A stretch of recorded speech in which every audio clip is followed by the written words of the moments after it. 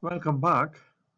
We are continuing from the previous section on the explicit Christology in the New Testament, where Jesus slowly came to be identified as Son of God, as God Himself. We looked at the suffering servant. Now we look at the image, the Son of Man, Bar Nasha. That is how it is. Jesus is called in Aramaic, Bar Nasha. Now, one thing to remember, this the Son of Man image, that Jesus in his life used this term to refer to himself. It is unique to Jesus' usage. He called himself the Son of Man, for Son of Man has no place to lay his head. When the Son of Man appears, will he find faith on this earth? When the Son of Man appears in the clouds of heaven, the Son of Man must suffer, die. So he preferred to call himself the Son of Man. Where did he take this image from, or where do we find this image in the Old Testament? In the book of Daniel. What happened in the book of Daniel? Well, Daniel had a vision. In this vision, Daniel, he saw four bees coming and trying to destroy the people of Israel. The people of Israel. And now Daniel, who saw this, at the end of that, he saw someone who, like the Son of Man, appears in the clouds of heaven. The Son of Man appears in the clouds of heaven. And this Son of Man is an eschatological figure. This Son of Man is someone who comes, who, who will sit, who will have dominion over everything, dominion, glory, and honor, etc. And he looks like the figure of the one who is coming to judge these kingdoms which had ill-treated and attempted to destroy Israel. Now, Jesus used this image and he meant something, I suppose, when he used that image. What was he meaning? What was the implicit meaning? One, that Jesus is one like us in everything except, of course, sin. But he is like us. He suffers, he has pain, he rejoices, he eats, he drinks. He has taken truly, fully our human nature. Second, it stands for the humbleness, the lowliness of the Son of Man. He is among us as one who serves. Learn from me, I am meek and humble of heart. He suffers. And in fact, it is the lowly Son of Man, one like every man, who is glorified in virtue of accepting to suffer and to die for sinners. The once glorified, the Son of Man assumes the role of Daniel, the Son of Man of Daniel, and that is the one who will come to judge. He will come to judge the living and the dead. And then the Son of Man, after having judged, approaches the Ancient of Days, meaning he will be glorified with the rest of creation that has learned to submit himself. And he will hand over everything to the Father and sit as Lord at the right hand of the Father. Therefore, the image of the Son of Man is an important image, especially which describes Jesus' humanity as well as the fact that he will be the eschatological judge. The next image of the Old Testament, this Old Testament had the temple, had the priest and the high priest who would enter the Holy of Holies once a year and offer the sacrifice of atonement on behalf of himself and behalf of the people. And the writer to the book of Hebrews picks that truth of the Old Testament and applies to Jesus. Now, before we consider how Jesus is the perfect sacrifice and our high priest, let us consider sacrifice. Sacrifice is not unique to Israel. Sacrifices are there in most of the regions. Sacrifices are offered to win the favor of divinity. It is offered to give thanks for gifts received, for successful accomplishment, to atone for sins, to celebrate. Now, in Israel, God had told them that their sacrifices must center the event of the covenant. The sacrifices for Israel were atoned for the offenses against the covenant. This was the main reason for the sacrifices, especially for the Feast of Atonement. It was to give thanks, of course, for the blessings they received, to celebrate the restoration of the covenant relationship after they had sinned.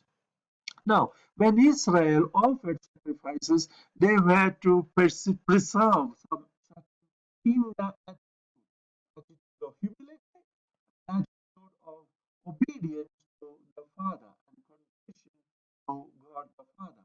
That was necessary. Of course, Israel corrupted such a sacrifice by corrupting the inner attitude.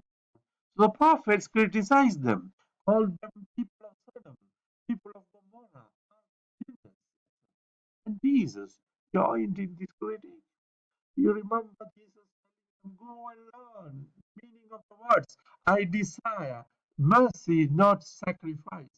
In Hosea, in Matthew 13, which is taken from Hosea 6. Or when Jesus cleansed the temple, what was he actually doing?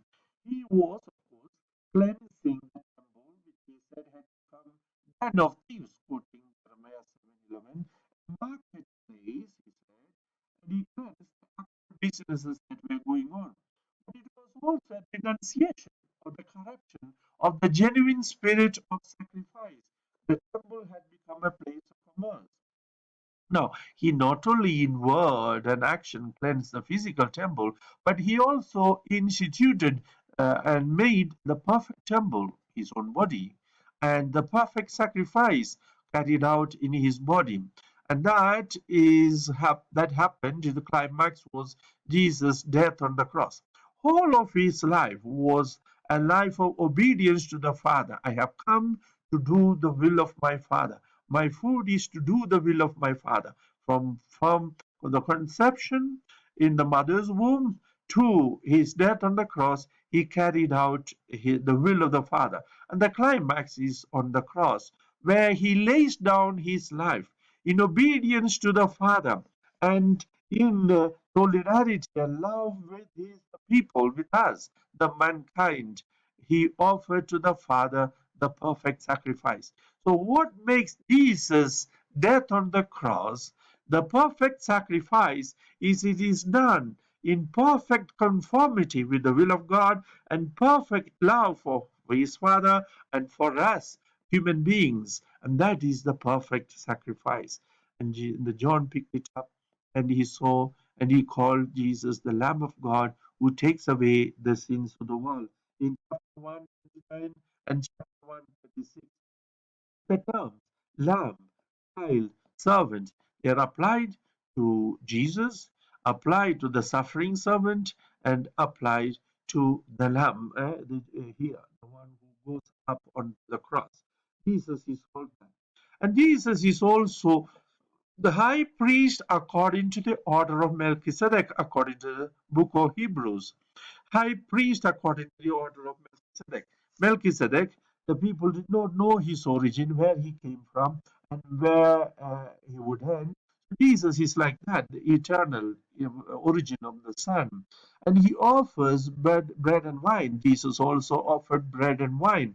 But more so, in the case of Jesus, though during the Last Supper he offered the bread and the wine, sign of his life-giving death, the next day he offered his very body broken and his blood was shed. The perfect sacrifice now happened. He is different from the Levitical priesthood because in Jesus he is both the priest and the sacrifice. The priesthood and the sacrifice become one. He is a victim. He is a victim for us. And therefore, this became well, I would say, the essence of the Catholic doctrine, the Catholic theology, that the theology of the Eucharist. What is the Eucharist? It is a perfect sacrifice offered by Jesus, made present on the altar in an unbloodied way, so that you and I can stand at the foot of the cross as Mary, beloved disciple, and other women stood and received from him the life giving body and life giving bread, the graces. So the sacrificial interpretation is very, very important. And finally, in this image of high priest and perfect sacrifice, we see a lot of correspondence between the suffering servant and what the letter to the Hebrews says. And you can notice that correspondence, the similarity, how the writer pulls out what was already prophesied and makes it clear that it is now a reality. The next image is the image of Jesus as Lord Adonai, Kyrios. Uh, it is no doubt that nobody called Jesus Adonai, Kyrios, while he was alive. They used the respectful title of Mary in Aramaic, which meant my Lord, Sir.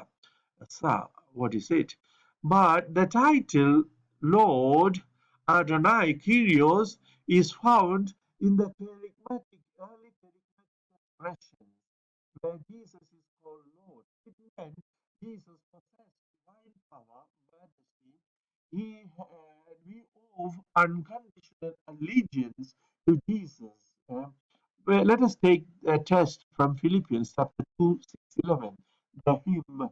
Know that this hymn was not written by St. Paul. It existed much before he wrote the letter to the Philippians. They say probably from 45. It existed in the Palestinian setting. The Palestinian or the Jewish Christians prayed most probably this hymn while they were at prayer. It was in Aramaic, and Paul, what he did was he translated that hymn and used it in his letter to the Philippians. And the hymn more or less goes like this: though he was in the form of God, Jesus did not count equality with God a thing to be grasped. He emptied himself, took our human form, took our form, became a servant, became obedient unto death, and death on a cross. Now the important for us. Therefore God has exalted him and bestowed on him name, and you know the name. Name now is Yahweh. The name of Jesus, now Yahweh. Every knee should bow in heaven and on earth and under the earth, and every tongue must confess that Jesus Christ is Lord, to the glory of God the Father. Therefore, what Yahweh receives, Jesus receives. He receives worship from all mankind. He has dominion over the whole universe. The privileges of Yahweh are also the privileges of Jesus.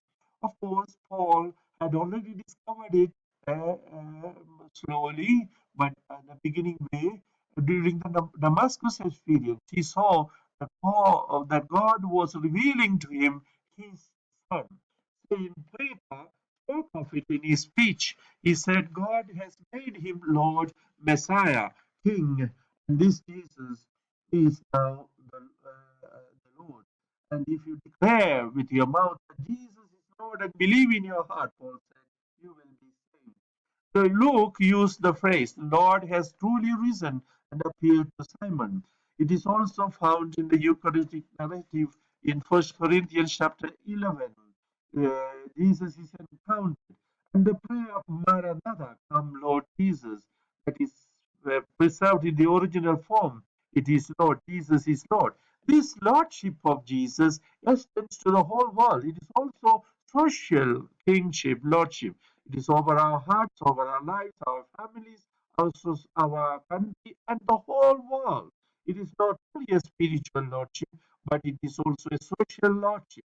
Mark calls him Kyrios. Kyrios is Lord. Matthew and Luke, when they were perishing, people, disciples, were going down in the lake. Kyrie, Lord, save us. John uses the title, and it is Divine Lord is Jesus of Nazareth. And there is another interesting that you must remember that in the early church, when they were compelled to call Kaiser Kyrie or Kyrios, they refused for this reason. For them, they had only one Lord, that was Jesus. Polycarp and the rest were put to death precisely for this reason. So, therefore, to conclude in the ancient Kerygma, Lord meant God of Israel, and that title is now used and that Jesus is present in the Holy Eucharist. My Lord